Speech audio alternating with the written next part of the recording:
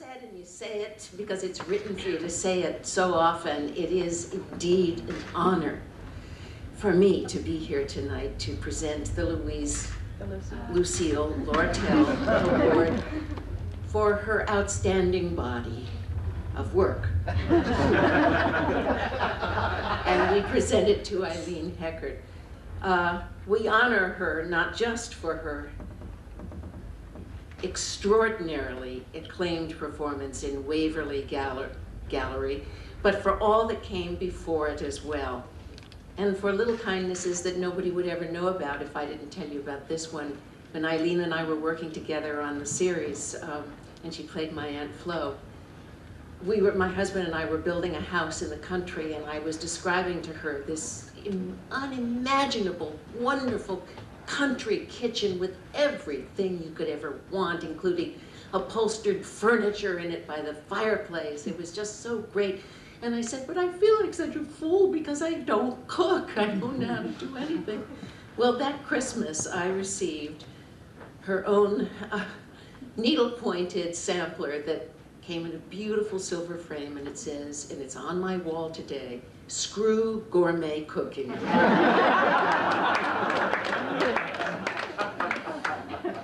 Well, she is a veteran of stage, screen, and television. She was nominated for a Tony Award for her performances in Invitation to a March, Butterflies Are Free. Her other numerous Broadway appearances include Picnic, Everybody Loves Opal, Veronica's Room, The Bad Seed, Barefoot in the Park, and Things That Go Bump in the Night, You Know I Can't Hear You When the Water's Running, The Dark at the Top of the Stairs, and A View from the Bridge. Off-Broadway, she has thrilled audiences in Eleemosynary, The Effects of Gamma Rays on Man in the Moon Marigolds, Time of the Cuckoo, Northeast Local. She won an Oscar in 1972 for Butterflies Are Free, and was nominated in 1956 for The Bad Seed. Her film credits include Somebody Up There Likes Me, Bus Stop, No Way to Treat a Lady, The Hiding Place, Heartbreak Ridge, and The First Wives Club. For performances as my Aunt Flo, she was twice nominated for an Emmy Award. Please welcome back to the stage a most talented actress, my good friend, Eileen Heckart.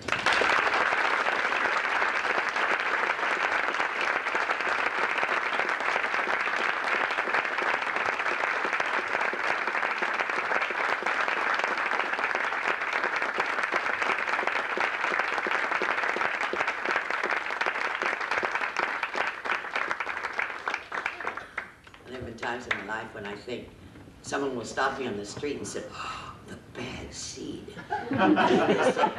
Mary Tyler Moore's aunt. We want to think, after a while, those are the only two things they ever saw. Well, Mary's just talked about the whole ball of wax. There are a lot of others. But, you know, in order to get, you have to get the part in order to show that you can do it. So I just thought of one. It doesn't have to do with a body of work, really, but one remarkable moment when I read a play called Picnic. In those days, I was with Maynard Morris at MCA, and you were handled by different agents for different things. So he just handled me for theater.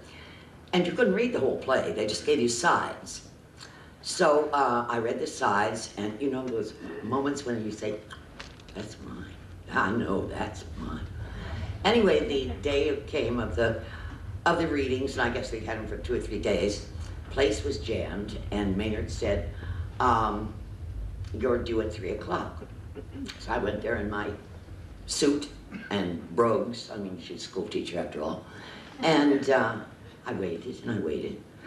And at 5 o'clock, Maynard came up to me and he said, Josh Logan has just cast Jessie Boyce Landis. Now, this was a very famous character woman. She was about 15 years older than I. And I'm that lace curtain shanty Irish. And when I got angry, the cords stand out in my throat. I can't speak. They just turn very red and large. So he said, but he's going to finish seeing people. So I went in, and I just stood there. And Logan, who was, you know, he danced around me and everything, and finally talked and keeping things bright. And he looked at me and he said, you haven't said a word. Are you right for this or not? And I said, Mr. Logan, I have never been more right in my life.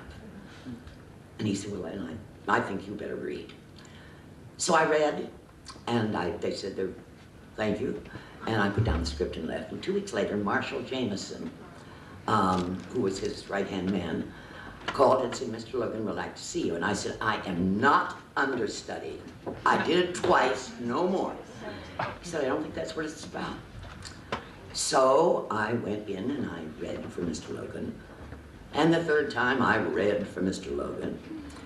And the fourth time, now in the meantime, we had just bought a house.